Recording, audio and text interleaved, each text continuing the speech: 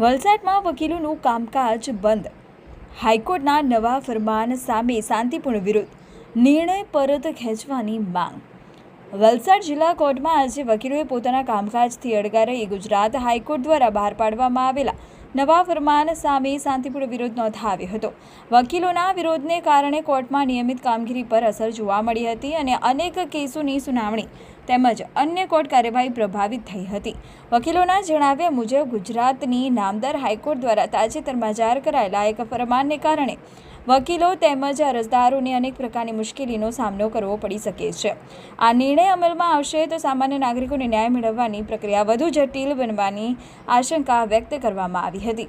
આ મુદ્દે વકીલોએ જણાવ્યું હતું કે ન્યાયિક પ્રક્રિયા સરળ અને સુલભ રહે તે માટે આ નિર્ણય પર પુનઃ વિચાર કરી તેને વહેલી તકે પરત ખેંચવામાં આવે તેવી માંગ છે.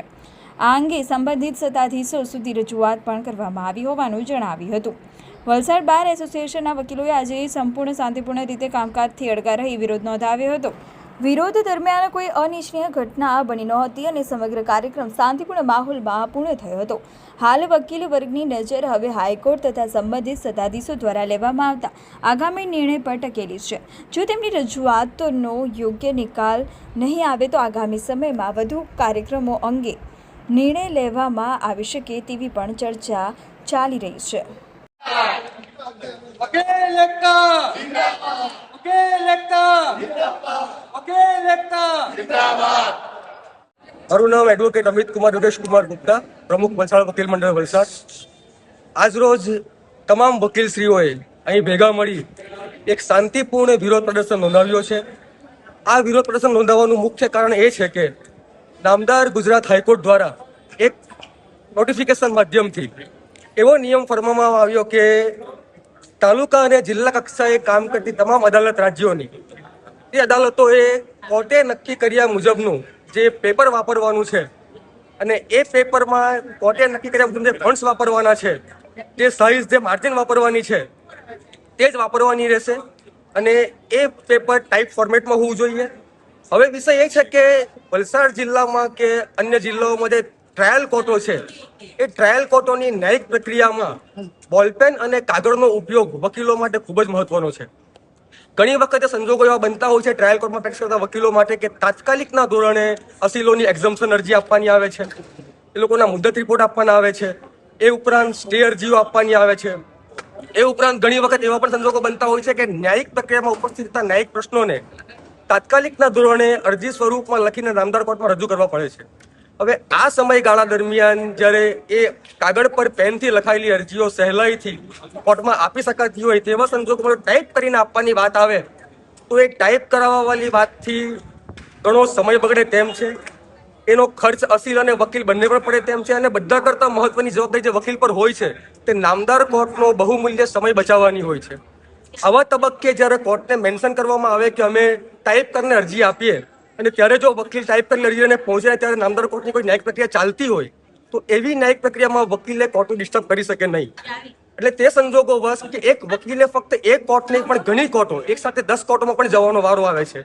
એટલે આવા સમયમાં આ નિર્ણયથી, આ પ્રકારના ફંડ્સ વાપરવાથી, ટાઈપ કરેલી અરજીઓ વાપરવાથી ઘણી વકીલોને તકલીફ પડે તેમ છે અને એ તકલીફના કારણે આજે અમે સૌ વકીલો ભેગા થઈને આ શાંતિપૂર્ણ વિરોધ પ્રદર્શન વ્યક્ત કરીએ છીએ. હવે આ વિરોધ પ્રદર્શનનો મુખ્ય હેતુ એ છે કે અમારી આ વિરોધ પ્રદર્શન દ્વારા નામદાર હાઈકોર્ટના જજશ્રીને એવી અરજ છે કે નામદાર હાઈકોર્ટના જજશ્રી અમારા બાર કાઉન્સિલ ઓફ ગુજરાતના પ્રતિનિધિઓને મળે, અમારી સમસ્યાઓને સમજે, અમારી તકલીફોને જાણે, ન્યાયિક પ્રક્રિયા ટ્રાયલ કોર્ટમાં જે વકીલો ફેસ કરે છે તેને સમજે અને તે મુજબનો અમારા હિતમાં નિર્ણય લે તેવી આ વિરોધ પ્રદર્શન અમે નામદાર કોર્ટને અરજ કરીએ છીએ. અને આ ઉપરાંત આ જ વાતને અમારા તરફે રજૂ કરવા માટે અમારા પીડી પટેલ સાહેબ જે બાર કાઉન્સિલના સભ્ય છે તે નામદાર ચીફ જસ્ટિસ સાહેબની મુલાકાતે પણ ગયા છે. એટલે અમે એવું ઈચ્છીએ છીએ કે ખૂબ જ જલ્દી, ખૂબ જ સરસ રીતે એક સરસ નિર્ણય ત્યાંથી આવશે.